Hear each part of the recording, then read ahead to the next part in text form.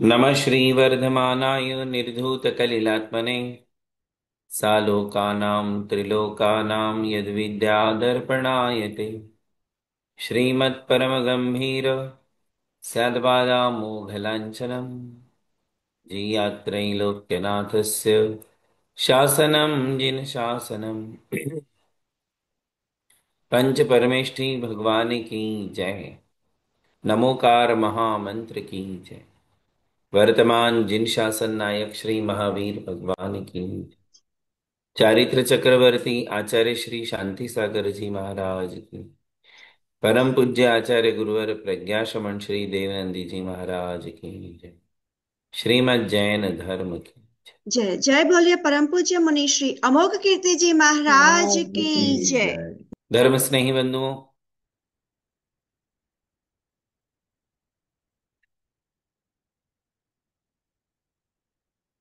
कालचक्र के दरमियान वर्तमान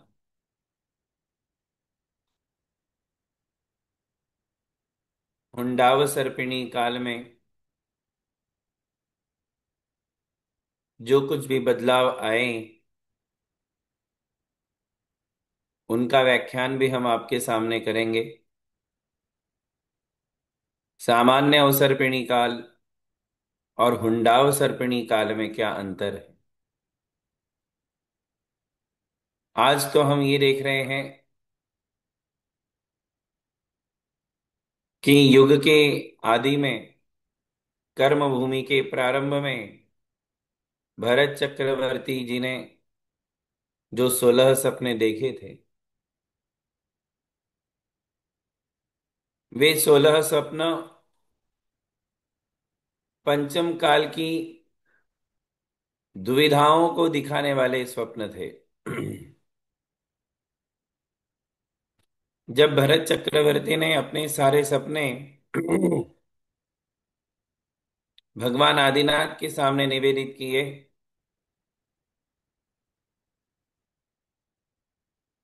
और जो दूसरे सम्राट हुए थे चंद्रगुप्त,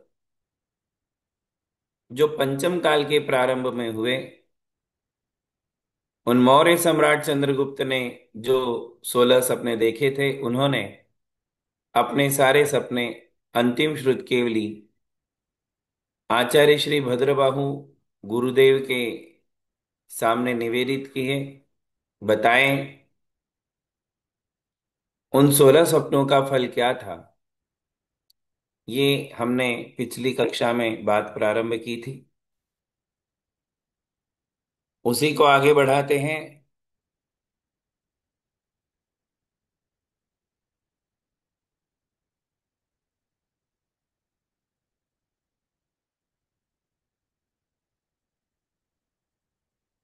तो आचार्य कहते हैं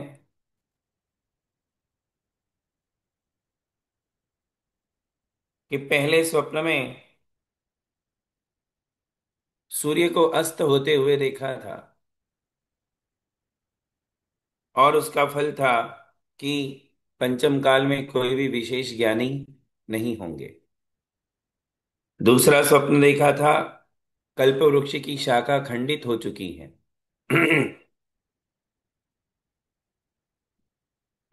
और उसका फल था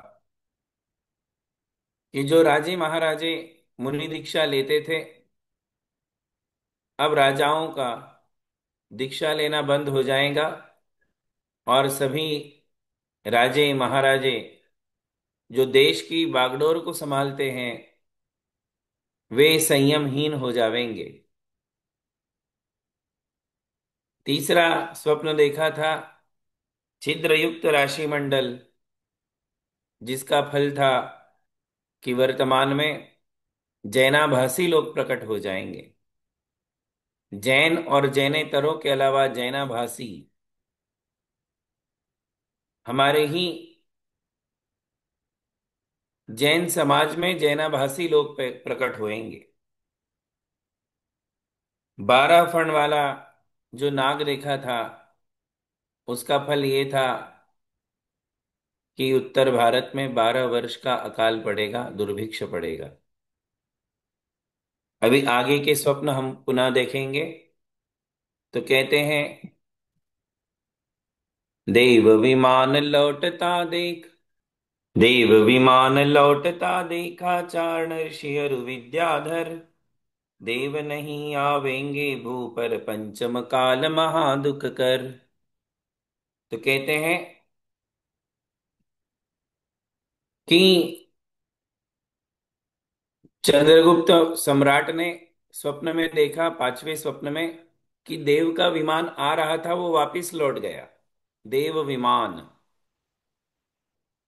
तो देव विमान में आ रहे थे और आते आते बीच में से ही वापिस लौट गए। जैसे कोई मेहमान आपके घर आ रहे हो और आते आते बीच में से ही लौट गए, ऐसा होता है ना। ऐसे देवों का विमान उन्होंने देखा। उसका अर्थ क्या था? तो कहते हैं, चारण ऋषि, विद्याधर और देव इस पंचम काल में धरती पर नहीं आएंगे। कौन कौन? तो चारण रिद्धिधारी मुनि। चारण रिद्धिधारी मुनियों में इतनी क्षमता होती है कि वो पूरे ढाई द्वीप में घूम सकते हैं अपनी रिद्धि के प्रताप से। पूरे ढाई द्वीप में विहार कर सकते हैं। किंतु यहाँ इस वर्तमान हुंडाव सर्पिणी काल में, पंचम काल में, वे चारण मुनि गलती से भी इधर नहीं आएंगे।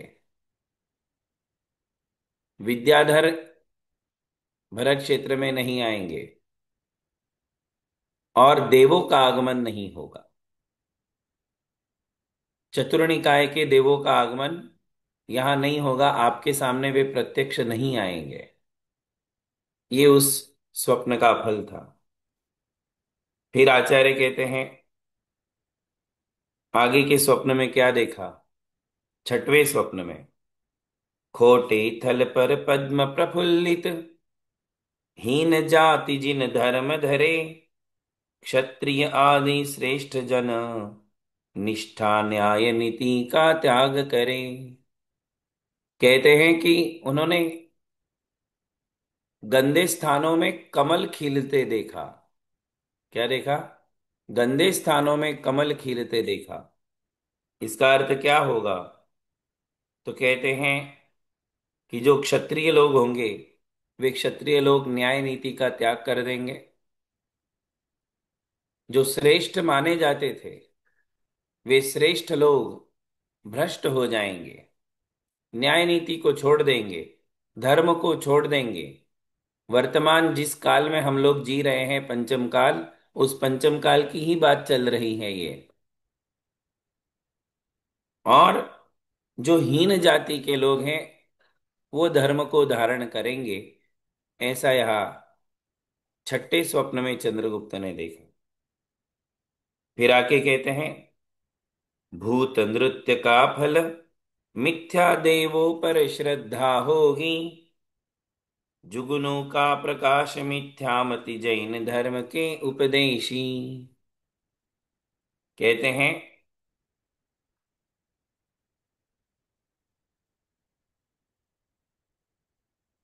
भूत नृत्य, भूतों को नाचते हुए देखा।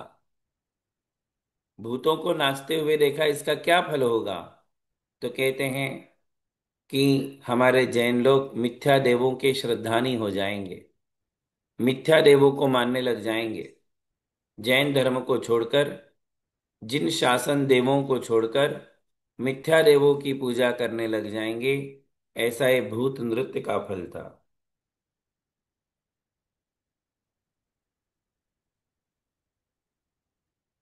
जुगनू का प्रकाश, जुगनू देखा उसने। चंद्रगुप्त ने जुगनू, जुगनू समझते हो? तो जो फायर फ्लाई थे, उनको चंद्रगुप्त ने अपने स्वप्न में देखा। तो उस फायर फ्लाई का क्या फल होगा? तो कहते हैं, मिथ्यामती जैन धर्म के उपदेशी, समकित धारी विरले होंगे, मिथ्या मत का होगा राज। समकित धारी विरले होंगे, मिथ्या मत का होगा राज। पंचम काल महादुखकारी, ये तो करो आत्महित काज। तो जुगनू का प्रकाश जो उन्होंने देखा, उसका मतलब ये था कि जो जैन धर्म का उपदेश करने वाले होंगे वो भी मिथ्या उपदेश करेंगे। और आज हम ये देखते हैं कि जैन वक्ता बनकर के जितने भी लोग आपके सामने आते हैं, जैन विद्वान कहो, जैन साधु कहो, वे सब कहीं ना कहीं मिथ्या धारणाओं को लिए हुए हैं। जुगनू का प्रकाश, जैसे फायरफ्लाई आपको रोज दिखता है क्या? महीने में एक बार दिखता है क्या? साल में एक आध बार दिखता होगा, दो बार दिखते होंगे, है ना? ऐसे ही हमारे जीवन में समीचीन उपदेश देने वाले वक्ता कभी कभार हमारे सामने आएंगे। ये उस स्वप्न का फल है। बात समझ में आ रही है? इसलिए आचार्य कहते हैं, पंचम काल महादुखकारी, करो आत्महित काज। यानी हमारे लिए ही समझना होगा कि मुझे क्या करना है। अवेयरनेस हमारे अंदर लानी होगी। अलर्ट हमें रहना होगा। किसी भी विद्वान को यदि हमने वक्ता बना करके सामने उपस्थित कर दिया, तो हो सकता है कि वो सभी की नैया डुबा दे। आज एक प्रचलन है, पर्युषण पर्व के अवसर पर विद्वानों को बुलाया जाता है। बहुत लोग सावधान होते हुए भी अंदर उनको डर होता है कि कहीं कोई गलत ना हो जाए, कोई गलत वक्ता नहीं आ जाए, और जैन धर्म के बेसिक कॉन्सेप्ट्स जो है वो कहीं बिगाड़ नहीं दे। ऐसा डर होता है कि नहीं आपके मन में? आपका डर गलत नहीं है, और ये डर होना चाहिए, ये सावधानी होनी चाहिए कि हम किसी भी वक्ता को सिर्फ अपना टाइम पास करने के लिए बुला ले, कि भाई हमारा टाइम पास नहीं हो रहा है।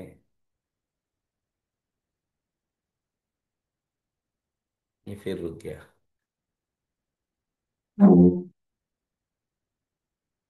इंटरनेट। हम्म। हाँ, तो मैं ये कह रहा था कि सिर्फ टाइम पास करने के लिए, कि हमारा टाइम पास अच्छे से हो जाए, कई लोग ये सोचते हैं कि हम लोग घूमने फिरने जाते हैं, मौज मस्ती करने जाते हैं, आइसक्रीम खाने जाते हैं, होटल में खाना खाने के लिए जाते हैं, ये सब टाइम अच्छे से पास नहीं हो रहा है। टीवी देखते हैं, सीरियल देखते हैं, मूवीज देखते हैं, हिल स्टेशन जाते हैं, इन सब में मेरा टाइम बर्बाद हो रहा है। ये सोच तो अच्छी है, इसमें कोई बुराई नहीं है, किंतु अब इस टाइम को कैसे स्पेंड किया जाए? तो चलो किसी वक्ता को हायर कर लेते हैं कि वो हमारे साथ बात करें, हम उसका सुनते रहें। धर्म स्नेही बंधुओं, इस बात को बहुत अच्छे से समझ लीजिए कि केवल समय का सदुपयोग करने के लिए आपने ये जो किया वो अच्छी बात है, इसमें बुरी बात नहीं है, किंतु इसमें एक रिस्क ये है कि यदि वक्ता ने कहीं भी कुछ भी गलत कॉन्सेप्ट आपके दिमाग में डाल दिया, तो उसका जो परिणाम होगा वो उससे भी ज्यादा बुरा परिणाम होगा। किससे? होटल में खाने से, मौज मस्ती करने से, हिल स्टेशन घूमने से। तो केवल चारित्र मोहनीय कर्म का आश्रव होता है, किंतु यदि हमारे मस्तिष्क में कोई मिथ्या मत घुस जाए और उसके कारण यदि हम मिथ्यात्व में चले जाए, तो हमें मिथ्यात्व कर्म का आश्रव बंद होने लग जाता है। इसलिए इस वर्तमान काल में, इस पंचम काल में हमारे लिए मरते दम तक ये सावधानी रखनी है कि मुझे ज्ञान कम मिला तो चलेगा, जितना मिले स्वच्छ मिले, शुद्ध मिले, ज्ञान में किसी प्रकार की उलझन ना हो, ज्ञान में किसी प्रकार का कचड़ा ना हो, क्योंकि एक ज्ञान ही ऐसा है जो मेरे सम्यक्त्व को शुद्ध बनाता है, चारित्र को शुद्ध बनाता है। इसलिए सम्यक दर्शन, सम्यक ज्ञान, सम्यक चारित्र में ज्ञान को बीच में रखा है। ज्ञान को बीच में क्यों रखा?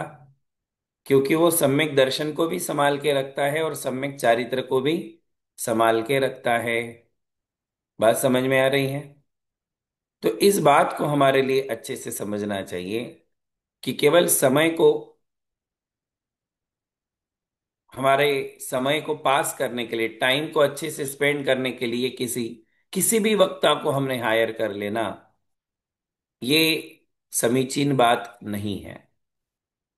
वर्तमान में चाहे मुनि के रूप में कोई वक्ता हो, हरिका माता के रूप में कोई वक्ता हो, विद्वान के रूप में, गृहस्थ के रूप में कोई वक्ता हो, मैं ये नहीं कह रहा हूं कि सारे वक्ता गलत ही होते हैं, किंतु मैं ये कह रहा हूं कि वर्तमान में मिथ्या धारणाएं सभी के अंदर है, सभी के अंदर। तो हमारे लिए उन वक्ताओं को समझना बहुत जरूरी है कि कौन वक्ता हमारे लिए जब धर्म की बात करे तो कहीं भी स्खलित न हो, अस्खलित होते हुए जिनागम की बात को बहुत अच्छे से विश्लेषण करे, स्पष्ट करे, और जिनेंद्र भगवान का मत ही आपके सामने प्रस्तुत करे। कहीं भी वो स्वयं का मत आपके सामने प्रस्तुत ना करे। बातें छोटी छोटी होती हैं, किंतु छोटी छोटी बातें भी हमारे मोक्ष मार्ग में बाधक बन जाती हैं। इसलिए हमें इस बात में सावधानी रखना है और इस बात पर विश्वास करना है कि वर्तमान में सच्चे वक्ता, समीचीन वक्ता जुगनू के समान मिलेंगे। किसके समान मिलेंगे? जुगनू के समान, फायर फ्लाई के समान। वो आपके लिए रोज नहीं मिलेंगे, हजारों लाखों में एक होंगे। इसलिए ऐसे वक्ताओं को समझना अत्यंत आवश्यक है। आगे आचार्य कहते हैं, कितने स्वप्न हुए? 9 हुए कि 8 हुए? 8 થયા। हाँ, હવે 9वो, जल विहीन द्रह, नंत भाग में जो थोड़ा जल देखा है, दक्षिण में जिन धर्म रहेगा यही काल की रेखा है। क्या कह रहे हैं? कि उसने अगले स्वप्न में ये देखा कि तालाब के, पूरा तालाब सूख सूख चुका है, और पूरा तालाब सूख के एक भाग में पानी रह गया है, साउथ में। तालाब समझते हो ना? तालाब के साउथ में थोड़ा सा पानी है, बाकी पूरा तालाब ड्राई हो गया है, सूख चुका है। इसका क्या फल होगा? तो भद्रबाहु आचार्य कहते हैं, दक्षिण में जिन धर्म रहेगा यही काल की रेखा। दक्षिण में ही धर्म रहेगा। अब दक्षिण को कैसे डिफाइन किया जाए?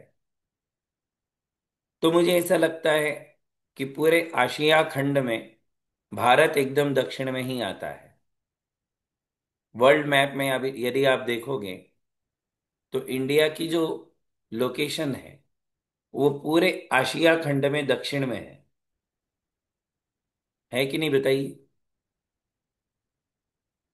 पूरे आशिया खंड में बिल्कुल साउथ में ही पूरा अपना भारत है। तो ये निश्चित है कि भारत में ही जिन धर्म आज है। अब जो माइग्रेटेड लोग हैं, बाहर जाकर के धर्म का आचरण कर रहे हैं, वो बात अलग है। किंतु वर्तमान में यदि हम देखेंगे तो केवल भारत ही एक ऐसा देश है। एक समय था कि ये पूरे 6 खंडों में, आशिया ले लो, कनाडा ले लो, अमेरिका ले लो, ऑस्ट्रेलिया ले लो, साउथ अफ्रीका ले लो, पूरा अफ्रीका ले लो, जितनी भी कंट्रीज आज हमारे लिए दिखाई दे रही हैं, उन सभी कंट्रीज में जिन धर्म था, क्योंकि ये पूरा आर्य खंड का भाग है। कौन सा भाग है? यदि 6 खंड करेंगे, हम भरत क्षेत्र के 6 भाग करेंगे, तो 6 भाग में आज आज का जो प्रेजेंट वर्ल्ड है, ये प्रेजेंट वर्ल्ड पूरा का पूरा आर्य खंड है। क्या है? आर्य खंड है। क्योंकि आर्य खंड की सीमा जहां समाप्त होती है, वहां विजयार्ध पर्वत होता है, और वो विजयार्ध पर्वत हमें दिखाई नहीं दे रहा है। गंगा और सिंधु जैसी महानदियां होती है, वो दोनों महानदियां हमें देखने को नहीं मिलती है। ये जो भारत में बहने वाली गंगा और सिंधु, ये वो नदी नहीं है। गंगा और सिंधु नदी जो हिमवान पर्वत से निकलती हैं, लवण समुद्र में जाकर के मिलती हैं, वो वाली नदियां भी हमें देखने को नहीं मिलती हैं। और विजयार्ध पर्वत भी हमें नहीं दिखाई देता है। इससे ये निश्चित है कि वर्तमान का जो प्रेजेंट वर्ल्ड है, आज का विश्व, ये आज का विश्व जो है ये पूरा आर्यखंड का ही भाग है। और इस पूरे आर्यखंड में से आज वर्तमान में दिगंबर मुनियों का विचरण केवल भारत देश में हो रहा है। भारत देश के अलावा कहीं भी दिगंबर जैन मुनि नहीं है। न सिद्ध क्षेत्र है, न निर्वाण भूमियां हैं, न अतिशय तीर्थ है, न जन्म भूमियां हैं, न पंच कल्याणक की भूमियां हैं, न दिगंबर मुनि है।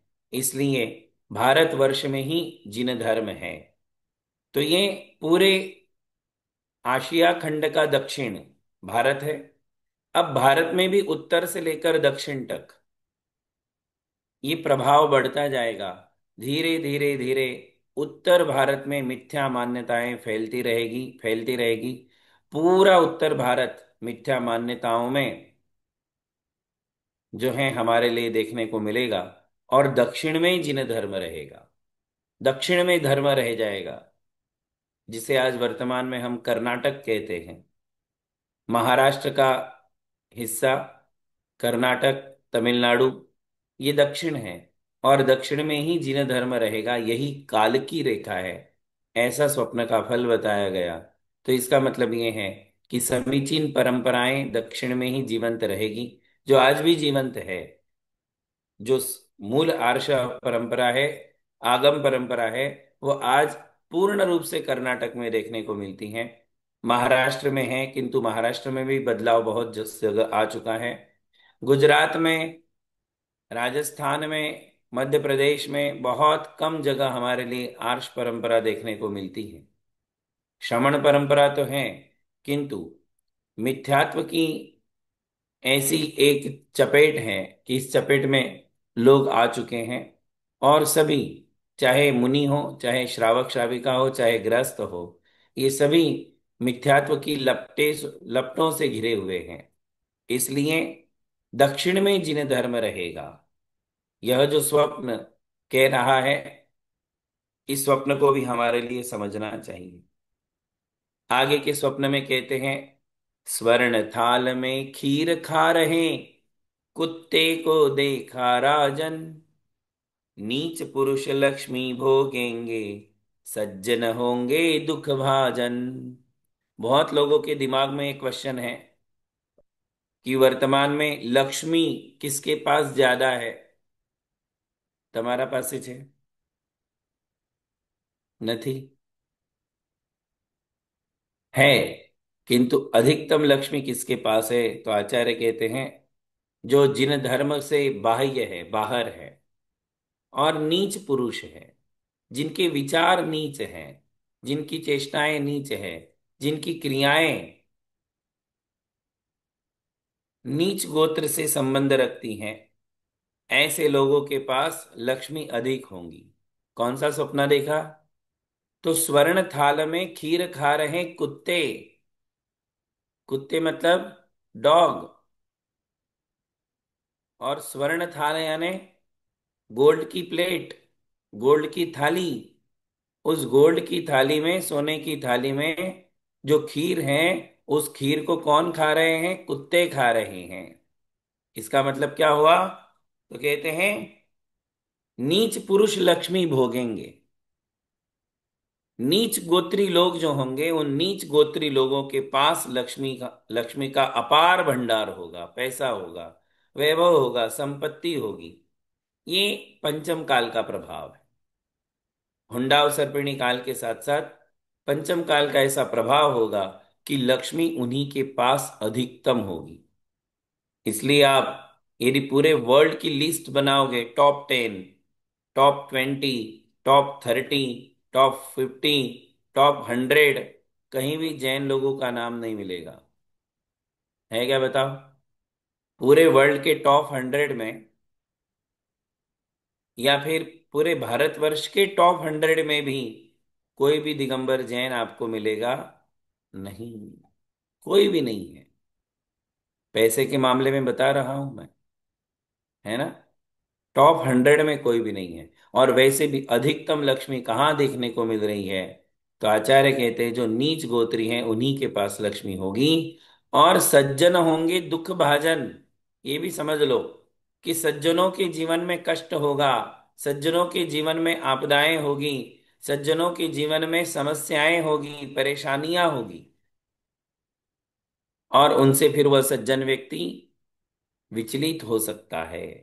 धर्मात्माओं के जीवन में अधिकतम कष्ट देखने को मिलेंगे। यह इस स्वप्न का फल है। तो हमारे लिए ये समझना है कि मुझे कितनी भी परेशानियां आ जाए, उसे पंचम काल का प्रभाव समझ करके अन्य मतियों से प्रभावित नहीं होना चाहिए। पैसे वाले लोगों से हमें प्रभावित नहीं होना चाहिए। जिनके पास बहुत पैसा है, उन बहुत पैसे वालों से हमें प्रभावित नहीं होना है। क्योंकि वर्तमान में पैसा उन्हीं के पास अधिक होगा जो जिन धर्म को छोड़ करके अन्य धर्मों को स्वीकार कर लेंगे।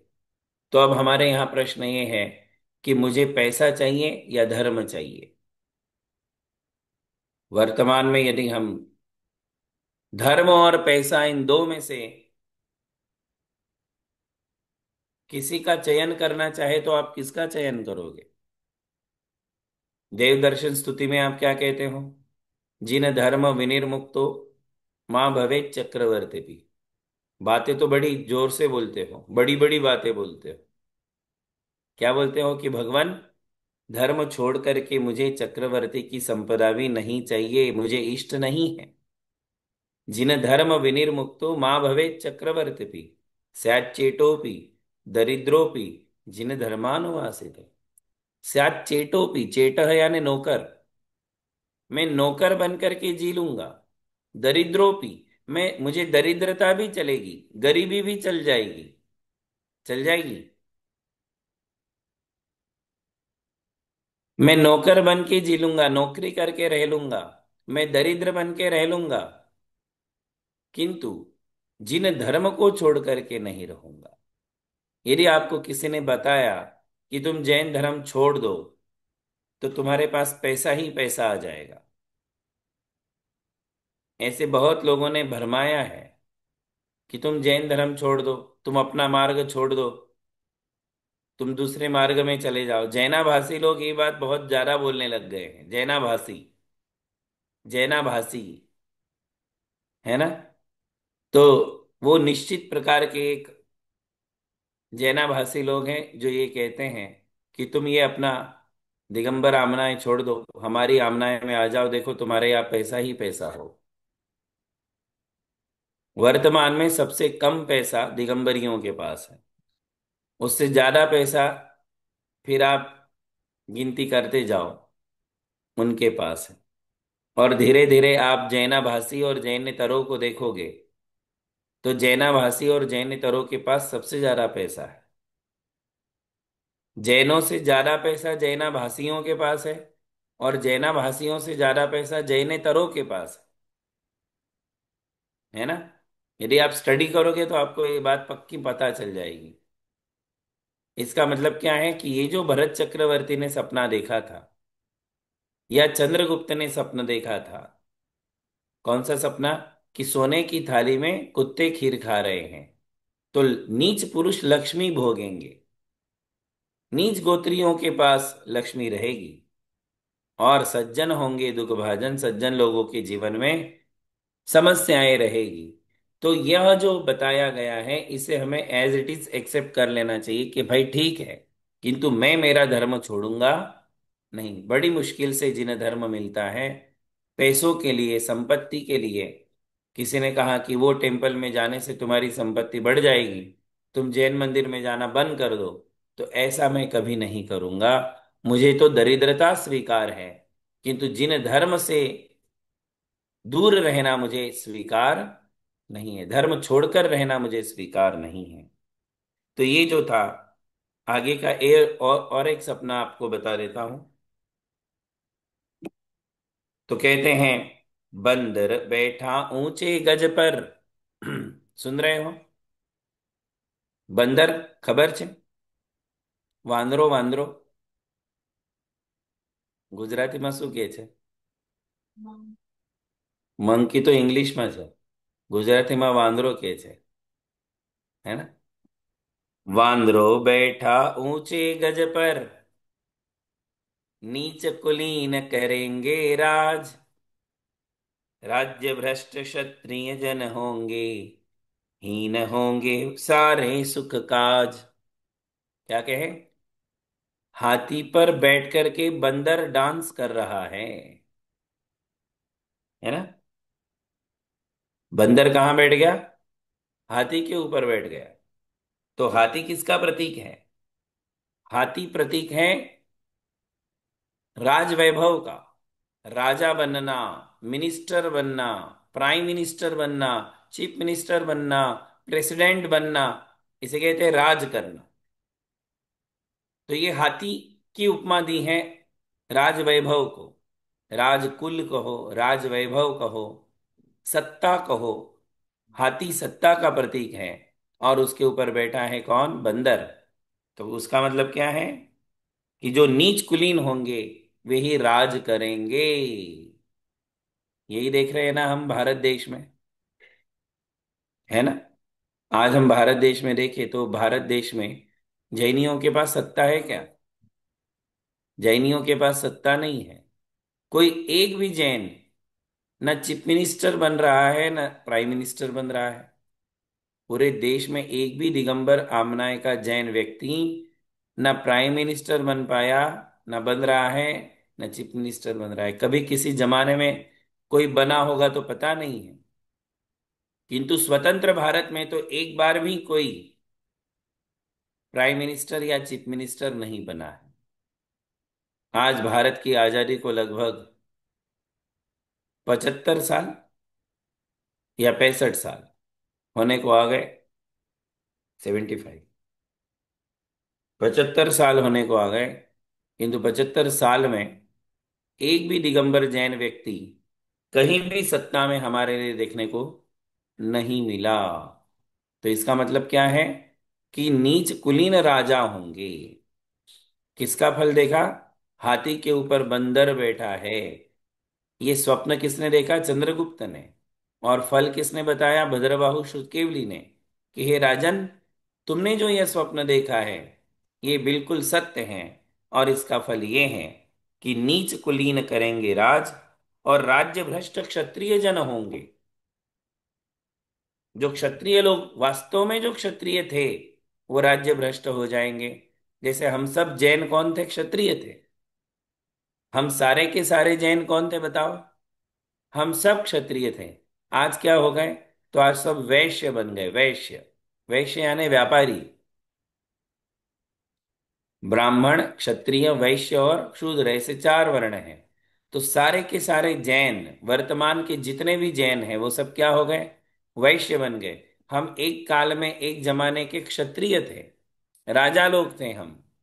प्रजा का पालन करते थे, न्याय नीति पूर्वक प्रजा को संरक्षण देते थे। किंतु आज वर्तमान में हमारा सारा जैन समाज वैश्य बन गया, व्यापारी बन गया, या तो नौकरी करने वाला जैन समाज हो गया। कोई भी आज सत्ता में नहीं है। यह जो स्वप्न था, उस स्वप्न का यह फल है। तो बंधुओं, इस प्रकार कुल कितने स्वप्न हुए बताएंगे कोई? गुरुदेव 11 स्वप्न हुए। अच्छा, तो पहला स्वप्न था सूर्य का अस्त होना। दूसरा था कल्प वृक्ष की शाखा टूटना। तीसरा था राशि मंडल में छेद होना। चौथा था 12 फण वाला नाग देखना। पांचवा था देव विमान को लौटते हुए देखना। छठवा था गंदे स्थानों में कमल का उगना। सातवां था भूतों का नृत्य देखना। 8वां था जुगनू का प्रकाश देखना। 9वां था तालाब में एक जगह पर पानी को देखना, बाकी सूखा हुआ तालाब है। 10वां था सोने की थाली में कुत्ते खीर खा रहे हैं। और 11वां था हाथी के ऊपर बंदर बैठा हुआ है। इस प्रकार 11 स्वप्न हुए। अभी और 5 स्वप्न बाकी हैं, जिसे हम अगली कक्षा में देखेंगे। आज इतना ही। बोलिए महावीर भगवान की जय। जय बोलिए परम पूज्य मुनि श्री अमोघ कीर्ति जी महाराज की की जय। जय। जय बोलिए मुनि श्री अमर कीर्ति जी महाराज की जय।